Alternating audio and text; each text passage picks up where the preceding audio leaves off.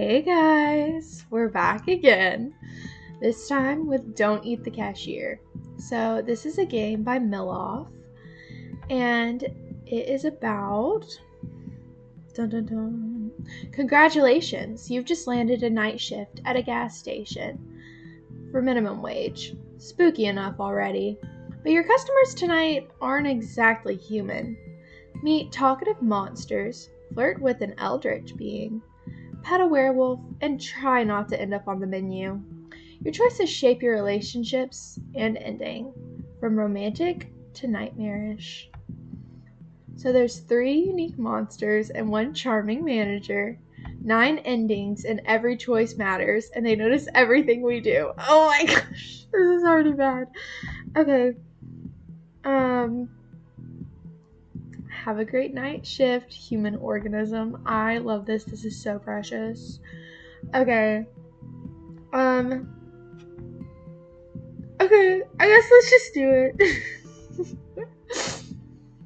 Okay, this is cute. I love the little eyeball, and it's called Last Stop for gas. Okay. Okay. We have she pronouns. We're gonna be this one. Take 2. We have body type 2. Our name is Leah. Your name is Leah. Sometimes I really wonder, how did I end up here? Not that I dreamed of a career as a neurosurgeon or astronaut, but for crying out loud, working at a gas station? On the other hand, money is money. I sent out some resumes to every conceivable and inconceivable place, applying for every position where I could somehow use my degree in art. 0 responses. I had to swallow my pride and find at least something. Human organism wanted for work at a gas station. Organism's duties include selling food for mouth, silence and obedience, household tasks, obeying those who are more ancient, friendly team offers, new and old faces of friends, long and different life, consumption of nourishment, juicy juices, trips to human places. I found this note stuck to the glass of a bus stop. Food for mouth? Seriously? This guy's got a style of his own. Apparently the manager is just an eccentric dude. Or is this their new marketing tactic to grab attention? Whatever, people often told me that I have my quirks too. And that's even if they haven't seen my fursuit. What? I'm gonna ignore that comment. Anyways, well, whatever. As long as he's not a complete jerk who will hit on me or make me scrub the floors with a toothbrush. Oh, great start. I didn't scream. I couldn't move. My brain feverishly tried to find any category for this in its database. Hallucination, psychosis, too many energy drinks, a typical middle manager. The monster from my nightmares stirred, its tentacles creeping closer to the counter. Oh my god. This creature made a sound. Not from a mouth. It had none. The sound emanated deep within its bulk, hollow, profound, bone-shaking. Greetings, organism. I am Bob, the indescribable and terrifying consumer of worlds, but you, a grain of sand, may call me Manager Bob. No, this isn't real. I'm dreaming. I need to wake up. You will sell food for mouths and obey me, for I am ancient. Why do I love Bob? Bob's cracking me up. He looks so squishy. Memorize the rules of this establishment, for my patience is as limited as the salary I offer you. Rule number 1. You sell, no matter what. Chicken, food for the mouth, gremlin fuel, noodles made from cursed souls, lottery tickets for extra limb raffles, discount rot, ritual foil, Everything must be sold. He points directly at me with the creepy, slimy tentacle. Every miserable unit of currency brings me closer to my triumphant exit from this pitiful hole. I pinched myself. I didn't wake up. Rule number 2. Be polite to customers, ignore bald spots and werewolf's fur, and watch out for drafts when ectoplasmic energetic entities are in the store. What? But don't let them get too bold. Customers are just walking containers for currency, and they should only pay in monetary units. Payment is existential. Payment in existential dread or hair of the dead is not accepted. Many of them come here just to chat because they are ideal? I don't know. They're idle, purposeless organisms. Your task is to make them part with their currency anyways. It is also your duty to heal organisms if they are injured using special kits. If they die, they can't give away currency. This is like Mr. Krabs' final boss right now. He's like, money. Okay.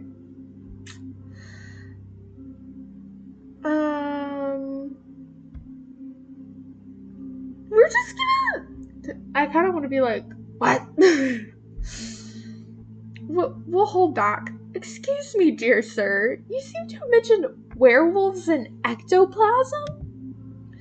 My voice is as polite as possible. I managed to compress my primal screaming panic into a tight ball and shove it deep, deep down. Werewolves? And that's not to mention you yourself are a giant meatball with tentacles, dang you. I shall answer your question, curious, polite organism. Werewolves and ectoplasmic entities are just a few examples of the many insignificant life forms that frequent this establishment. Dang, okay. What unites them is that they are all slaves to consumption, just like your kind.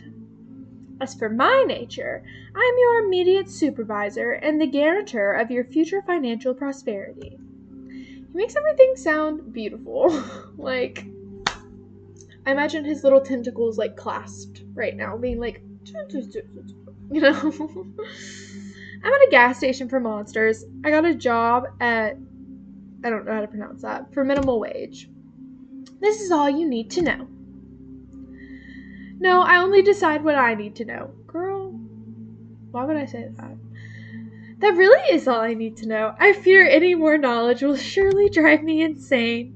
Oh my gosh, he's doing the clasping tentacles thing. I love the little sparkle in his big eye. Like, look at it. It's so cute. I am gonna go ahead and save.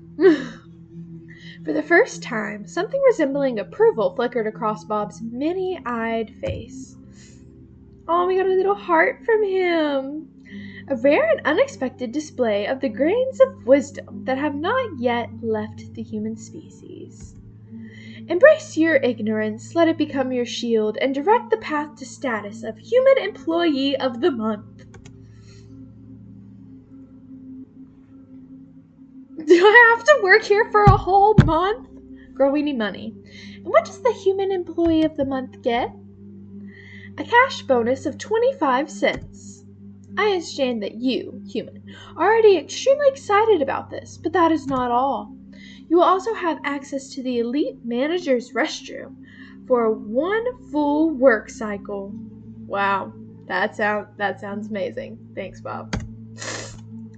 During its use, there is only a 7% chance that you will be transported to a dimension of endless pain, suffering, and unimaginable torment.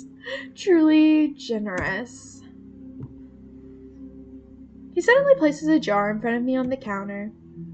And the last rule, remember, organism, this tip container must be filled with money by the end of your wake cycle.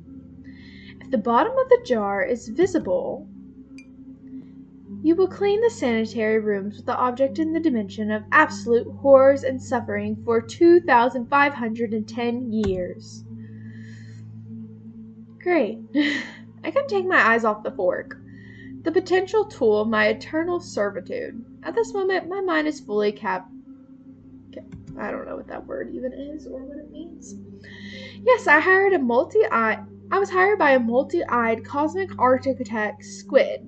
Yes, my clients will be non-humans.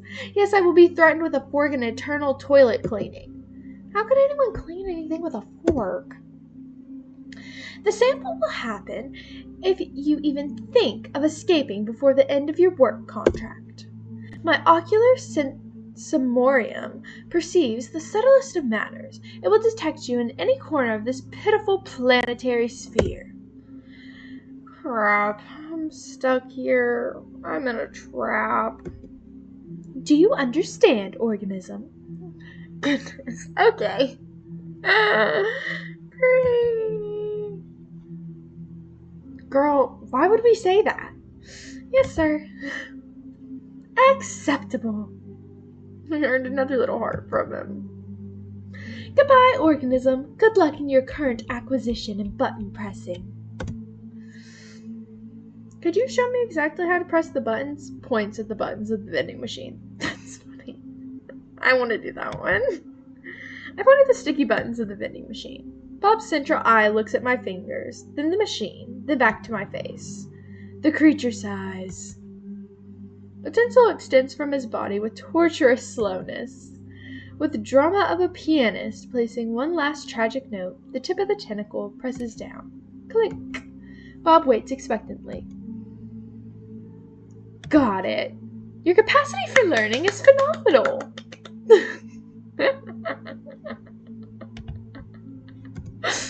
Okay. This concludes the briefing. Remain as polite as an organism as you are. He didn't turn around as a human would. His tentacles simply shifted the entire mass in another direction with a soft gurgling sound, and then he waddled across the linoleum. Finally, he left me alone. Oh crap. Mama, I'm scared. The silence of the gas station was broken only by the hum of refrigerators containing juicy juices and the buzzes of neon lamps above my head. I stood in the same spot, as if rooted to the ground. My breath returned to me in sharp, uneven gasps. My hands were shaking. The tip jar, which I needed to fill to avoid ending up in a dimension of ancient horrors, still stood proudly on the counter. Okay, so, what just happened? Option 1. I've gone insane. That's the most logical conclusion. Prolonged stress from job hunting, malnutrition, nerves, anxiety, and disrupted sleep schedule. My brain just malfunctioned. Yes, that's it. I'm going to wake up on my couch in my dingy rented apartment. I pinched myself again. And nothing. I scanned around the room once more. I smelled of gasoline, old coffee, and it was still absurdly real. And that meant everything he had said. It was all true. Werewolves, vampires, tips, the fork. The fork. The stupid fork. I held back a hysterical laughter. Mix of laughter and a scream of terror that welled in my throat, but I held it back. I need to get through this. How long is our contract here? We're gonna be here for a while, aren't we? Great! Great! I need to. Fudge.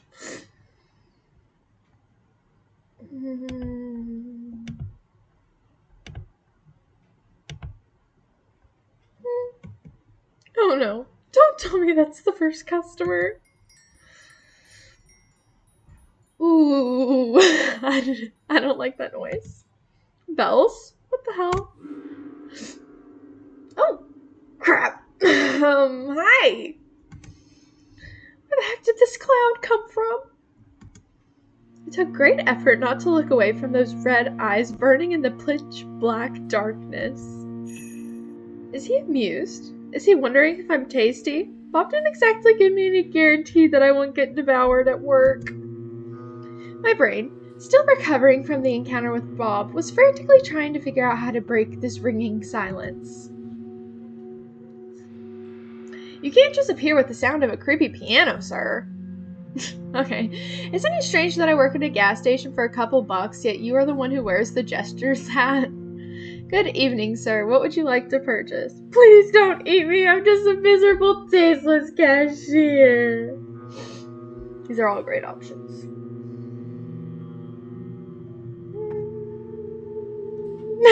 I kind of want to be really dramatic. Hold on.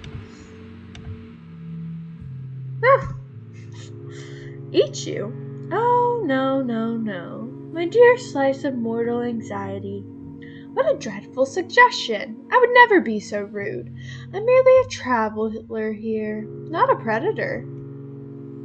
You are completely safe from the threat of being eaten, but from everything else, well, that's a whole nother story. Nervously smile. He didn't reassure you at all. If you're not here to eat me, are you here to steal me away to your circus? Make me tightrope and juggle? Burst into tears. All right, wonderful. Then, what would you like to purchase? We're gonna go with the bottom one. Ah, yes, that is why I am here. Another corner of the universe. Amazingly, people live here too, and they trade as well. Yet, well, there's nothing to be surprised of, if you think about it. I expected something more interesting. At least a world of lizards and ancient descendants from Hyboria battling them. Another crazy person with a strange way of speaking. Why he kinda, why is he kinda, hey, like, I know you can't see me, but I did the demi tuck behind the ear. Like with the little stare, yeah, that one. It seems like he's in the mood for a chat. So, what is a beautiful, charming lady like you doing in such a dreadful, dirty island of misfortune? Or rather, what is a place like this doing with such a charming lady as you? Wait, where are my manners? I suppose I must introduce myself. I have many names, most of which are not fit to be spoken in the company of a lovely lady. The nicest I have heard is the Mad King, a title I plan to pass from me to myself for the coming centuries. Okay, can I be your queen? However, my mortal mother named me Darian. Now, may I have your hand? Sorry, my mother told me not to offer my hands to strangers, or any other parts of me. Sir, oh, your highness. That one's fun, but I kind of do want to offer him my hand. I'm scared. What do I pick? We're fearless. Oh, glad I did that. He's kissed our hand. He suddenly bows his head and presses his lips to my knuckles. Meeting you is truly a pleasure. His lips are cold, yet ghostly warmth spread across my skin. I don't care because we got little hearts from him, which means he's madly in love with us. So here I am, dealing with a real gentleman? How lovely. Or a king, as he calls himself. Of all the kings and emperors locked in their soft chambers, this one has probably found a way to escape. May I know your name? I don't immediately realize he's asking me a question, still in a daze from the gentlemanly kiss. Real, they don't make men like that no more.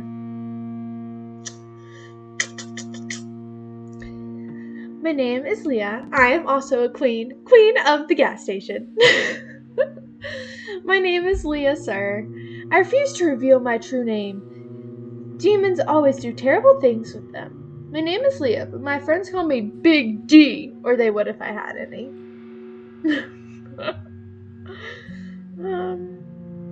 Why do I kind of want to be timid in this game? Like, usually I'm, like, bold. But for some reason I'm like, I want to be, like, a little shy girl today. But I hate that. But I also kind of want to be funny. A queen, your majesty. Forgive my outrageous ignorance. I did not recognize the sovereign of this noble kingdom of oil and discounted juicy drinks. I humbly bow before you, your majesty of the midnight shift. Sorry I didn't send envoys ahead.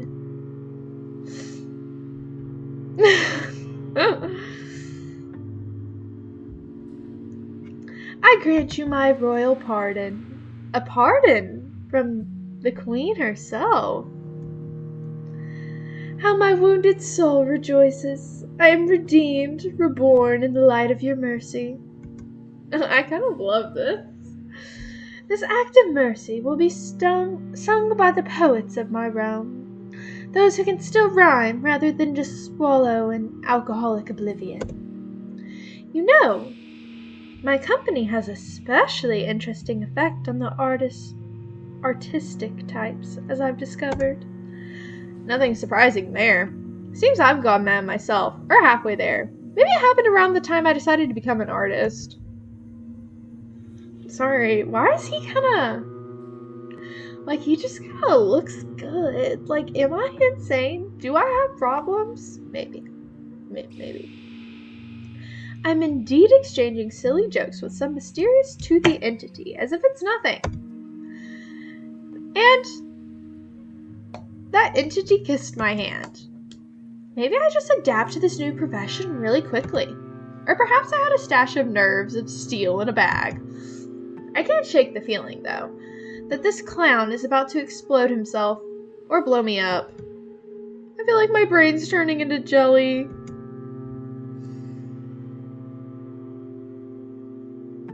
And I don't understand when we'll finally get to the point. Actually, it's not that bad. Maybe I've just been spoiled by all those mangas with the sinister and tragic monsters. Though the only tragic thing about this client so far is his tragic unwillingness to buy my discount rot. So, let's finally get to the purpose of my visit. Finally. It's completely unknown to me. Oh, for crying out loud. There's nothing interesting in this assortment of this pathetic shack except for you, so I'm buying your time. Let's have dinner. I'm sure you must be hungry. Oh no. Allow me to create a more pleasant atmosphere for us. Oh. How is this more pleasant? Praise the goat mother is in the background. Okay. I'm shivering from a gust of icy wind. He just teleported half of my gas station to a radioactive dump. Or a radioactive dump to my gas station. I don't really know. And the jar is gone. My freaking jar.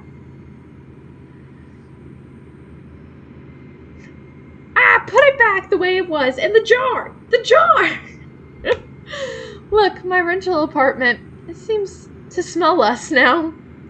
What a wonderful place for dinner. Radioactive cockroaches on the menu. I think we're going to freak out a little bit. You really don't like change, do you? But life is ever-changing. Life is not a stone, my dear. Life is water. But since you don't like this current, so be it. Let me find something less populated with mutants. I can't go long without familiar landscapes. I already ruined lands to make me melancholic. Because of all the fun has happened without me. Disgusting. Allow me. Aww, this is really pretty. Why did it work on me? This man has riz. I'm like, okay, so we're gonna fall in love and get married, right? Please? This is something seemingly less radioactive. Amazing I haven't thrown up yet. Feels like I've been flushed twice through an interdimensional toilet. I clear my throat. Seems like I'm sitting at a table. Much better, wouldn't you agree? Couldn't be better.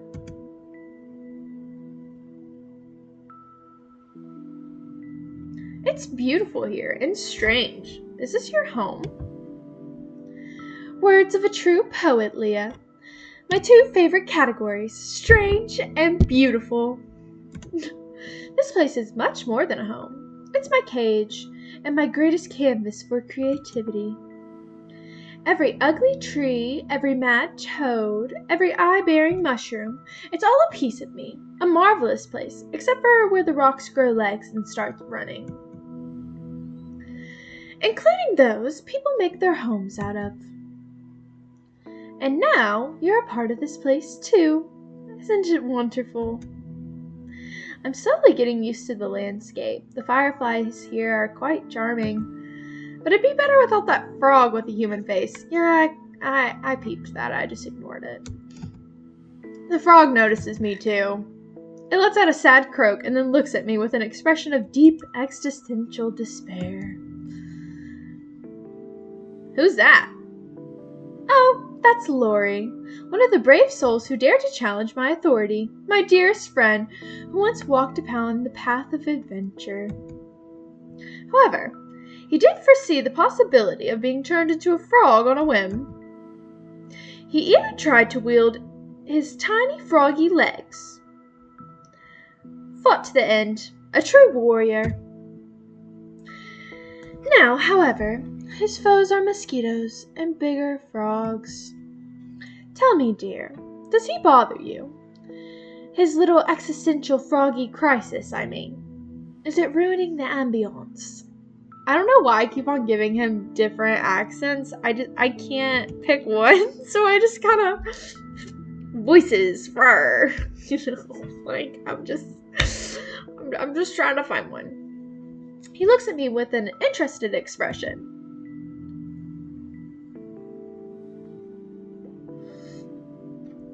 Yes, please disintegrate him.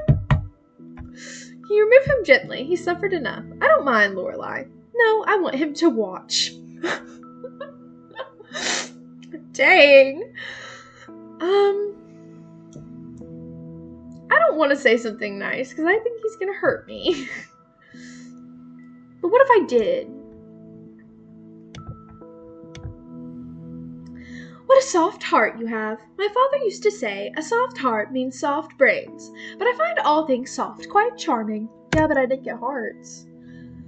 Let Lorelai land on something soft. It won't even be a soft snake. So, dinner. I'm sure you must be starving. Traveling between realities must be exhausting. This looks strange, but it does smell delicious. Meat with honey? And next to the meat, a purple soup, possibly made from a less fortunate cashier. Whether the food is poisoned or not, if I refuse, His Highness might turn me into a frog too. So I pick up my fork from the table.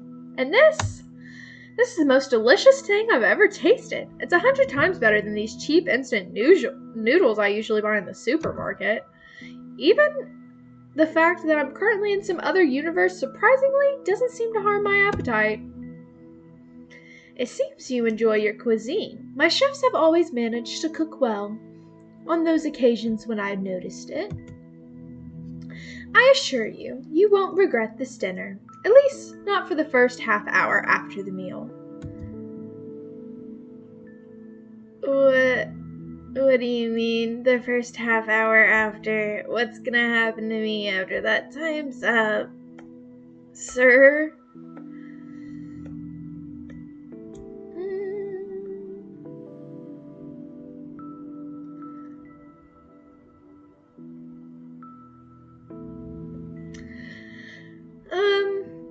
Why are we getting teleported? Why? What a delightfully pointless question, even by my standards. I do it because I can. I do it because the alternative is crushing, gray, predictable boredom. Boredom. Okay, so he likes people that are interesting. Okay, so we can tune it up if we want to. I brought you here, Leah, because for the first time in a very long time, you are not boring. because you fear me less than my subjects do, and you can hold a meaningful, albeit questionable, conversation, unlike my subjects. Believe me, when your interlocutors mind is as sturdy as wet paper, all the joy of conversation quickly evaporates. I mean, she has a point. Maybe it is because you're turning them into animals, you know? That could be it. That's exactly what I mean, my dear. What an amazingly insightful observation. You are a thorn in my sinful side. However, it is only a punishment for the most audacious ones, a ruler, both god and monster, but no one ever wants to see the other side. That's truly a pity. What if it's as good as the first side, or conversely, terrifying? It would be so exciting to find out. I poke the food with my fork and watch the peculiar scenery from the corner of my eye. A silence hangs between us that might even be called cozy if I were under heavy narcotics. What's your favorite animal? Glad you asked. It's right here on our plate. Just kidding. But I do need some time to think. Let's see. The riding flea has its own charms. Very disgusting ones. Carnivorous butterflies are beautiful, but they're dumb and noisy. And as we know, the only what's empty inside makes noises. Or what's in my head. It's always ringing. I think it's a dog. It loves its owner with all of its heart, whether they are a saint or a serial killer. It doesn't notice the difference. It lives in a constant joyful state of blissful ignorance and misplaced enthusiasm. Maybe I think that's also why I like dogs, just because they just love ya. So I get it. I can imagine him with like a dog, and I feel like he'd have like a tiny dog too, because I just think that would be really funny. Like he would just have like a itsy bitsy little like Yorkie or something, or like a little pug, and he'd be like, "Yes, I shall name nations after you." Like I just feel like that's what would happen, you know?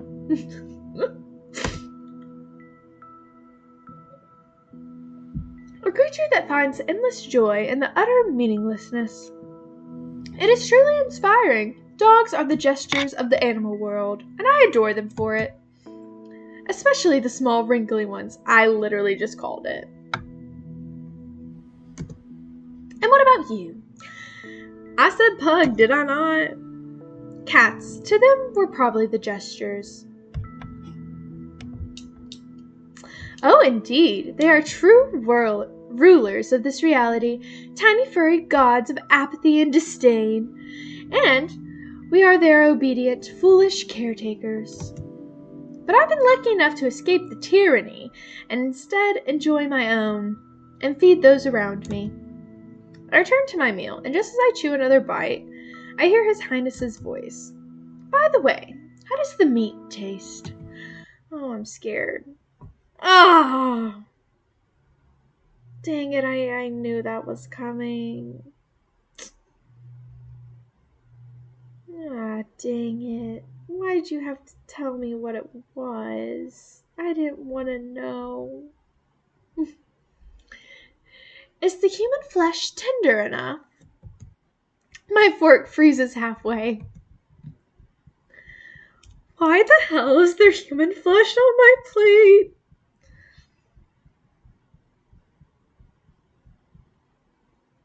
Oh, I kind of like this one now. Not as tasty as the one I had the day before yesterday. Chew while looking him in the eyes. You're the law here. Hold on.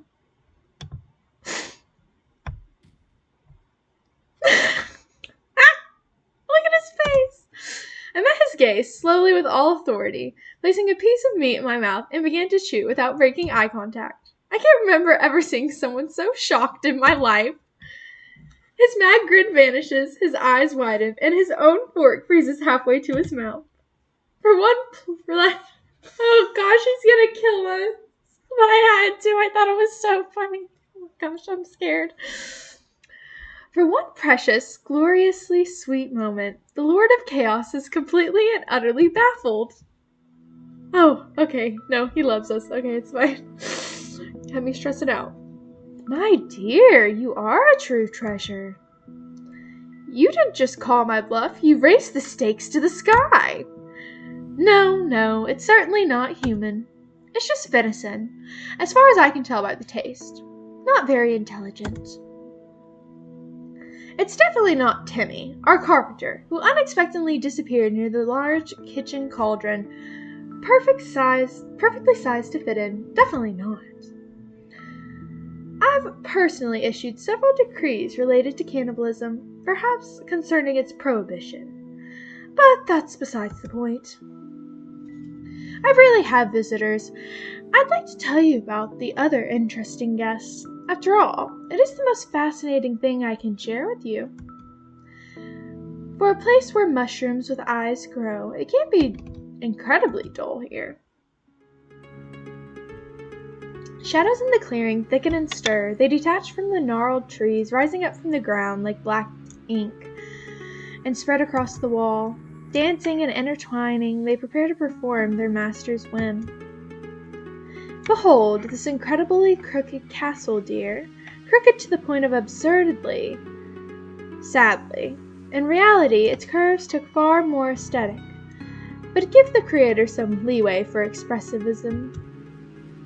Many brave and not so bright souls have tried to conquer this terrifyingly dark, eerie, crooked castle, so many that it became even more crooked. You see, the dreadful monster living there never liked being distracted from its important duties. Terribly important duties, like having long, deep conversations with its own reflection, or concocting recipes with raisins. So far, the scariest thing in this story is the presence of raisins. Real, I hate them. Yes, you do understand. They're real horror, aren't they? Tiny shriveled bits of deception as they pretend to be sweet, but they are just made to ruin. Yeah, I freaking hate raisins. They ruin our lovely cookies, ruin family photos, and they have no place in civilized society. Oh, how I understand them. The monster was a tyrant, a menace. He sowed chaos and disorder, mostly on purpose. He had countless opportunities for creativity, and wasn't afraid to use them. He made some people believe they were pigeons, and others believe they were grains. He wouldn't allow his best servants to have windows, fearing that the moon and both suns would get envious and want to take them all away. And he demanded they seal the gaps in the doors as well. He locked wizards who came from magical gifts in the giant laboratory and promised them power if they invented a kettle that could boil everything except water.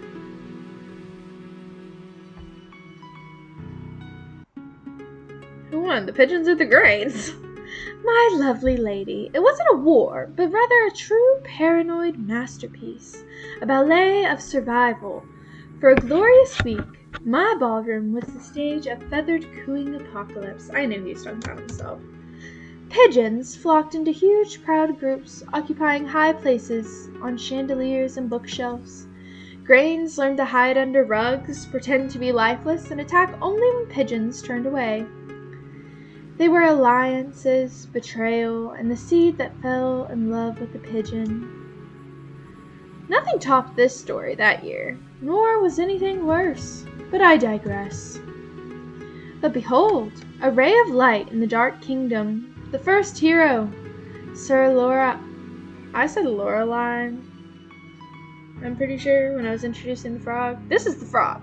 Okay, Sir Lorelei, the righteous, in all his clanging, self-important glory. He took a knee to rest briefly because the weight of his righteousness was bad for his health and his poor back. Following the rumors spread by the same monster, he fought his way through the monster's royal subjects to... By the way, where did he even find them? Most of the subjects are too busy completing contemplating the color suspenders for their suspenders, or laminating their fate. I cherished them in their imperfection. Anyways, it doesn't matter. They were probably the most restless of them. Every story needs minions. In any case, our hero descended into the Grotto of Despair. The Grotto of Tentacles? Imagine the most sinister name you can conjure. The grottos of my parents' disappointment in me. The Grotto of Kidney Stones. The Grotto of Despair. Kidney stones. Dreadful, imperfect human body. The worst affliction is having them in your kidneys. What a joy that I can now choose how many I have. I prefer a negative number. Okay. Let's not get sidetracked into the Grotto of Kidney Stones. Our hero descended to retrieve an artifact capable of defeating the Monster King. The Ring of Incredible Power, a bit shoddily crafted, but I assure you, it looks more aesthetic in real life. However, the brave knight didn't know that the incredible power of the ring lay in its 440-pound weight. That was its only magical property. The only incredible thing about this ring was its incredible stupidity and uselessness. The realization that he'd spent weeks of his life on divinely heavy paperweight, and the sudden crushing thought that he should have become a baker instead of a hero just to get some sleep. Well, it broke his poor, noble mind. Not that his mind was ever intended for serious burdens. Nod meaningfully and wait for him to continue. So the knight perished. But then came along Elmer Eagle-Eye. They say that he earned his nickname by escaping from an enemy fortress.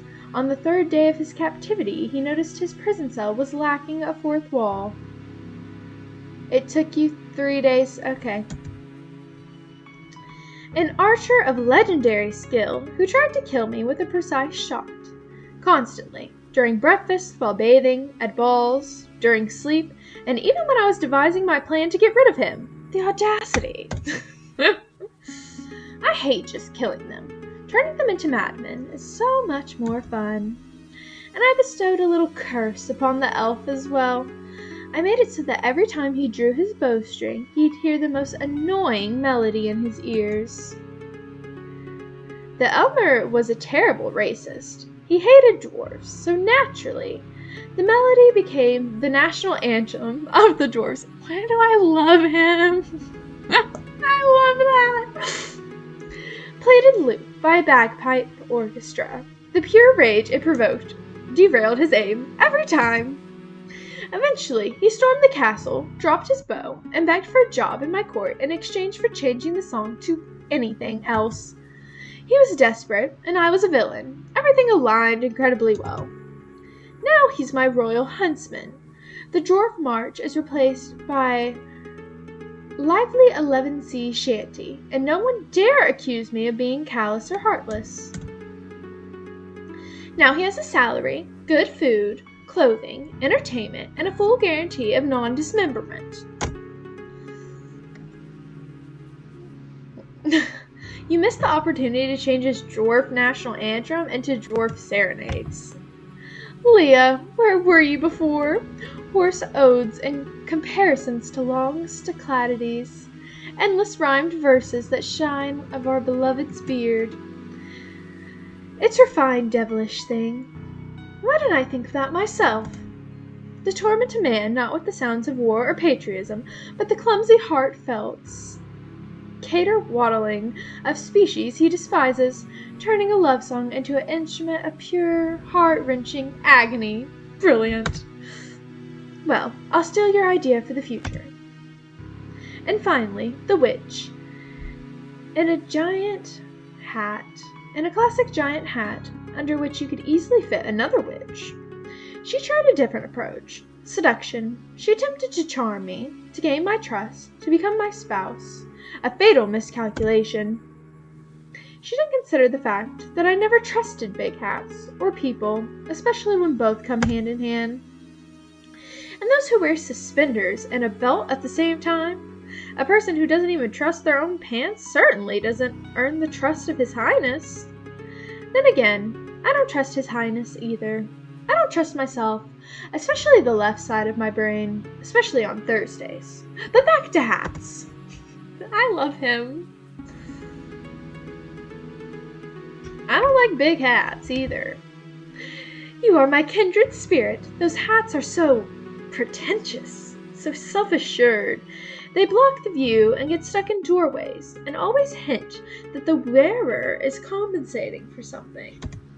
Usually, lack of magical talent or a pitiful personality, and that's on a good day. You, my dear Leah, have impeccable taste in headwear and consequently in everything else.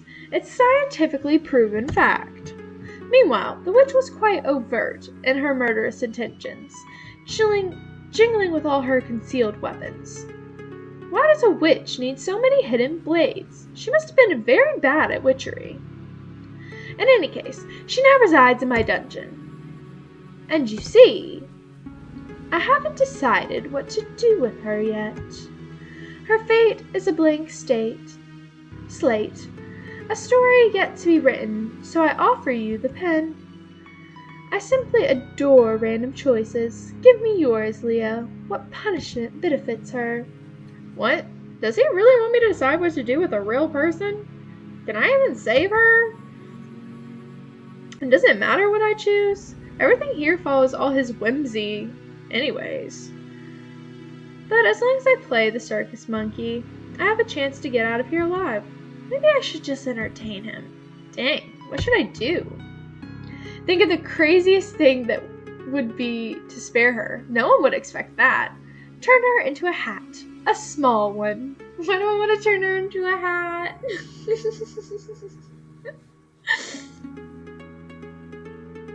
That would kind of be funny. Think of the craziest thing. I think the craziest thing would be to spare her. No one would expect that. A quiet chuckle escapes his lip. Using mercy as a weapon of chaos, are we? To forgive her, not out of kindness, but because it's the most illogical, unpredictable, therefore maddening thing. She'll spend her life waiting for me to change my mind, waiting for me to jump out behind a tree and send her back to the dungeon. Wonderful! Such incredible psychological torment! So be it. Well, at least she'll be alive. Something's missing from this tale. You never told me about the monster itself. Dear, who cares about these monsters anyway? I do. Monsters are the muck, then I'm the pig. You see? How eloquent. All right. I must admit, this will be my first performance like this. Darian sounds a bit bewildered, it seems. Allow me to toss up my mind and see how it lands. You see, the monster was originally much more modest and less majestic, but we all have to start somewhere, right? Then my head suddenly became a bit crowded. First whispers, then arguments, then full-fledged discussions that had to be participated in, and involved inanimate objects. Guests in ajar doors, closets, even in cookie jars. Every container a potential foe. And I was surrounded by containers. To be fair, sometimes they told funny stories. But why I was so afflicted with this curse? Pondering it drives me mad even more so. It seems the question is meant for me. Were you cursed for arrogance, greed? Did you touch a cursed artifact? Maybe some ring of yours? Does the family have anything in common with the Habsburgers? Remain silent. What about an artifact?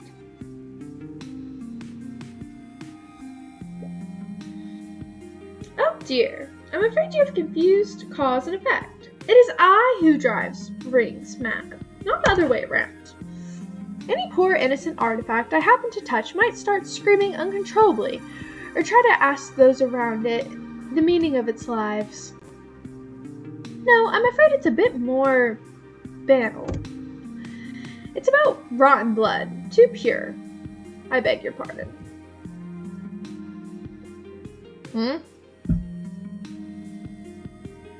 My great-grandfather issued a decree forbidding death from old age, and a distant aunt believed a colony of sentient mold was living in her walls, claiming her inheritance.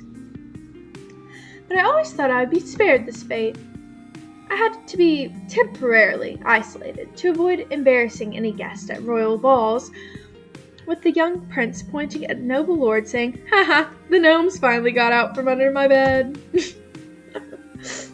What a misfortune for the entire family, except those in line of the throne before me.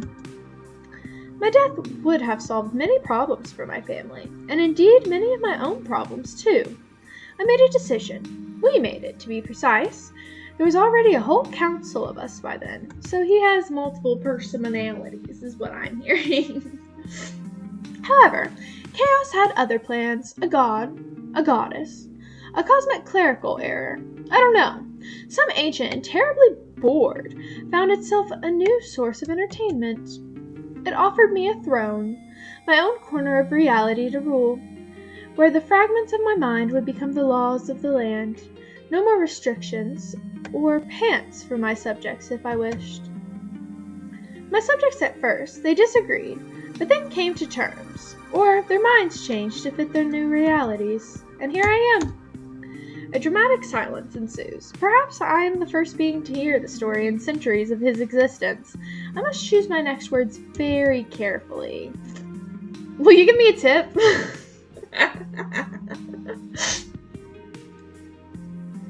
No, we don't sympathize with him. You're still in a cage. It must be rather lonely here. How can you just lock up a family member in a tower? It's unthinkable. Thank you for the story.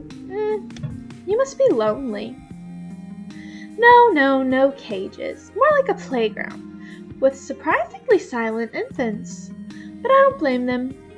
I have the best shovel. What? It's no wonder I embarrass them so much. Or maybe it's because I like to create explosions. Tell me, have you ever been exploded? Or no. Don't tell me. Let it be a surprise. Do you really sympathize with someone who dragged you into his dimension to tell silly stories and feed you purple goo? People never cease to amaze me. Can we touch his hand? Following a strange impulse, I reach out to his hand resting on the table. His gaze slowly follows my movement, lowering to our hands. This time, no commentary. Instead, his thumb begins to trace patterns on the back of my hand with surprising tenderness. The shadows finally dissolve into nothingness. I just saved someone from a terrifying fate at the hands of a madman. I feel a certain pride. It will be a pleasant addition to the horror I felt the past hour. I'm afraid my royal duties await me. Our time is up. I shall send you back, Leah. I rise from the chair. Oh. Suddenly, I feel him press against my back. One of his hands grips me just in the crook of my elbow, while the other gently rests under my chin, tilting my head back until my ear is just a couple centimeters from his lips. But don't think for a second that this is goodbye. It was merely an overture. His voice, usually so mocking and calm, now sounds sinister and eerie. A cold thumb lightly strokes the lines of my jaw. I try to suppress a shiver. You were very interesting, incredibly curious guest. Possibly the most curious one I've had in centuries. And I found that I don't want our acquaintance to end here. It's terribly unfair you've learned a couple of my secrets and revealed so few of yours, isn't it? I can't tell whether he's flirting or threatening. Both, perhaps. Either way, it's kinda hot. A bird trapped in a cage of bills, failures, and endless anxiety. How high could you fly once the cage is opened?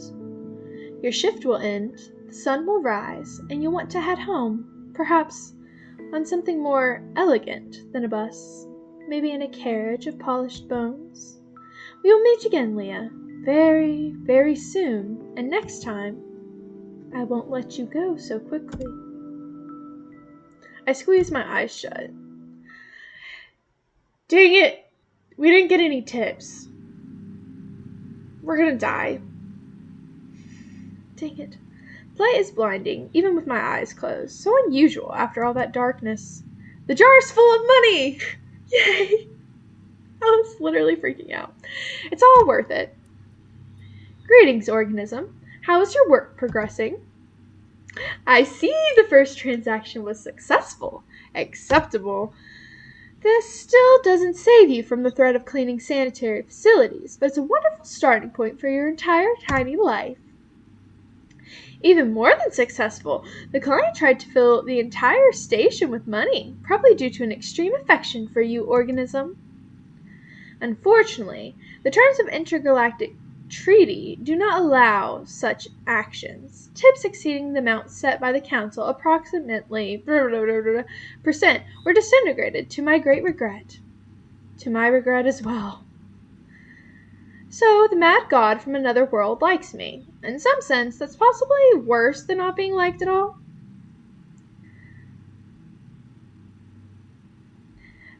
My first client sent me to another dimension and nearly turned me into a cash register. Work is going very well, sir. Can I quit? Interdimensional travel is an unconventional interaction with a client. But if it positively affects the profit per minute ratio, then it's within acceptable limits. Especially if the client paid for an attempted transmutation or its consequences, then there's nothing to worry about. I urge you to relax your muscles, organism. Continue working. I'm experiencing a positive emotional reaction. I'm proud of you, and will be even prouder if you acquire more currency. Goodbye, Mr. Manager. Your tentacles shine particularly beautiful at this time of day. Your comment regarding the shine of my appendages is noted, organism. The secret is meticulous regimen of polishing them with void biboque slime. Okay, goodbye.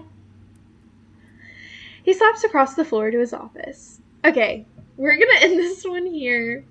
We got to meet a mighty fine jester. And he was kind of cute. And he was kind of crazy. But I like my men a little crazy. So it's fine. Anyways, we'll see you ready. We'll see you later for the rest of our shift. Bye!